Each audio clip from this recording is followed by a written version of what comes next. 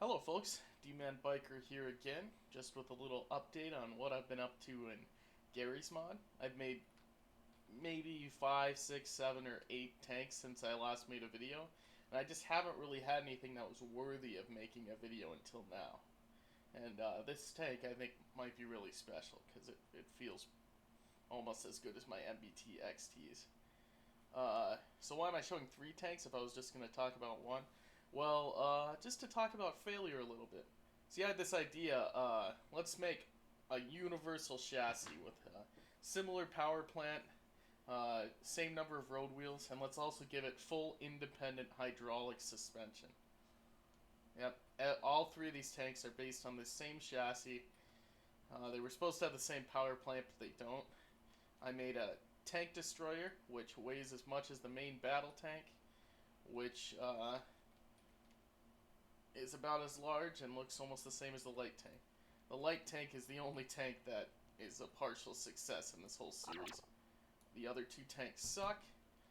Using hydraulic suspension on tanks is not really worth it for the amount of return you get. You do get a smoother ride, but there's so many problems with this. I mean, if you really worked on it, if you really tried hard, you could pull it off. But I don't think it's worth it, except for just a little experiment. I just wanted to talk about that here really quick before we get to the real topic of this video. And that's this tank right here on the right. This is the M30 main battle tank.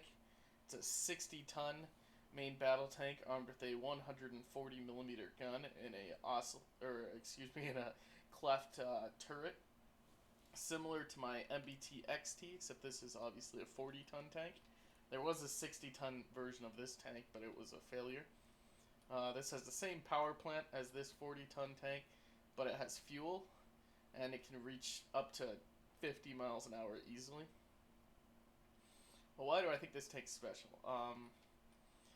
I think I've made one other tank that could mount a 140mm gun, and it didn't work out. Tank wasn't big enough, it looked really stupid, and was drastically underpowered. This tank isn't, because it's big. If you look at it next to my MBT XT, which is a reasonably sized tank, I mean, a lot of people make really small tanks. I don't really like the idea of that. I want to make something a little bigger. This is, I think, the only tank I've made that has 108 width to its main base prop. Almost all my tanks use 96 width on their base prop. And the chassis is actually, or rather the hull is actually 48 units tall. Well, almost universally all the rest of my tanks use 36 units tall. There's some exceptions. There's some smaller Vanguard and light tanks that might use 84 width, and they might be shorter. But as far as main battle tanks go, this is pretty much standard for me over here. But now we're looking at this. I think this is just another stage in my development. I'm not a great Gary's mod builder, but I really am proud of this tank. So let's see what's so special. Why do I like this tank so much? You guys have already seen a video on that tank and why I like the MBT XT, but this is different. So we're armed with a 14.5mm coaxial machine gun. Originally we actually had a secondary coaxial armament, a 20mm HMG, but we got rid of that because it was way too cumbersome to control and completely unnecessary. We're mounting obviously a 140mm main gun. We have 4 rounds of 305mm penetration solid AP shot, and then we have 16 rounds of 140mm AP HE ammunition with a decent charge and 250mm of penetration. There is room in here for more, but that's all the ammo we have right now. We have, I think, 125 liters of fuel, maybe like 400. I don't know if it's triple that or if that's the full value, but enough fuel to get this thing going really fast. Powered by 3 23-liter V12 petrol engines, like in the MBT XT. And we're still looking at a seat that turns with the turret, but there isn't really a separate fighting compartment, at least not in this variant, because it wasn't really necessary. And it didn't really fit right now. But this seat does rotate and stay above the engine blocks fairly well, so I think it's still fair. and it also avoids the ammunition. The turret also carries 855 rounds with 20 millimeters of penetration of 14.5 millimeter machine gun. And we're looking at a pretty standard chassis with 5 road wheels and just some little front wheels to help with the strain. We also have the MBT-XT system of drivetrain where the engines go forward into the transaxial dual clutch CVT, which then attaches to 2 wheels that are inside the chassis, and then every single one of these wheels is ball socketed to that wheel, so we can lose any road wheel without losing mobility on either side until obviously you lose enough to demobilize the tank. But there's no risk of someone just shooting one of the road wheels off and disabling your tank. Let's unfreeze this thing now.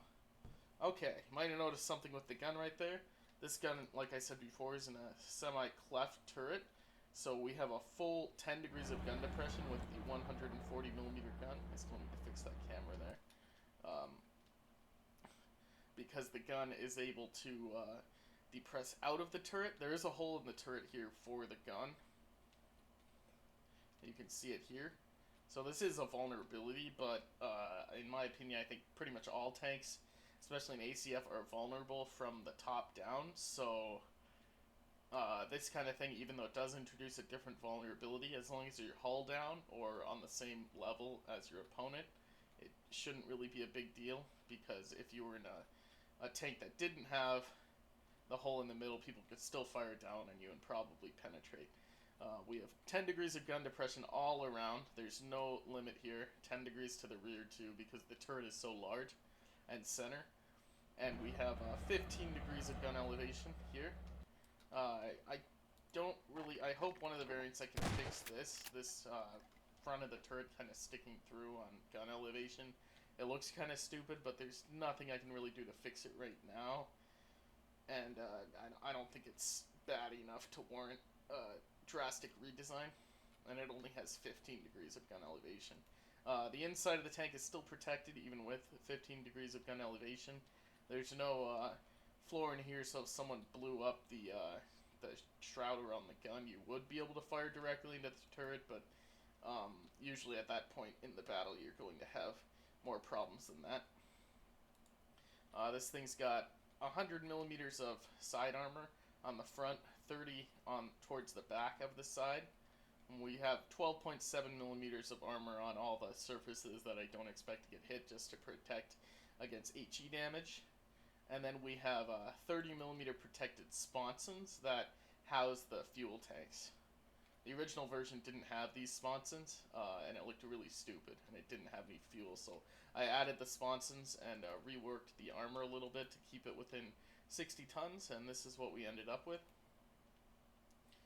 Front of the turret, as I said before, has these 20 millimeter spaced armor plates here to protect against shape charges and just make the turret look better, because it looks kind of stupid without them. And then the main front of the turret is only 200 millimeters, but it's sloped back at a very, very high angle. I'm not sure what the angle is. I think it's close to 20 degrees, but a little bit off of 20 degrees, because this slope here is 20 degrees. Anyway, let's take this thing for a spin really quick here, just to show you that it does go pretty fast. The fuel's just on automatically. There's no boost or anything like that, like in the Sunlight tanks. So you're gonna get up to around 50. Once you run out of fuel, it goes easily 40 miles an hour. Right now we're going 55 miles an hour, which is around 92 kilometers an hour. There's still some mobility issues right now, mainly just controlling the chassis. This gun is so large to design around. We've got the standard aiming chip designed by Sir Davers here. Lets us change ammo types, ballistic calculations. And there isn't much else to say about this one. I just really like the way this one came out. It looks decently good, and I think it's a worthy successor, if not just a worthy family member. Anyway, that's pretty much what I want to show off. We're going 60 miles an hour right now in a 60-ton tank. GG. Woo! Yeah, I gotta work on that mobility. Have a good one.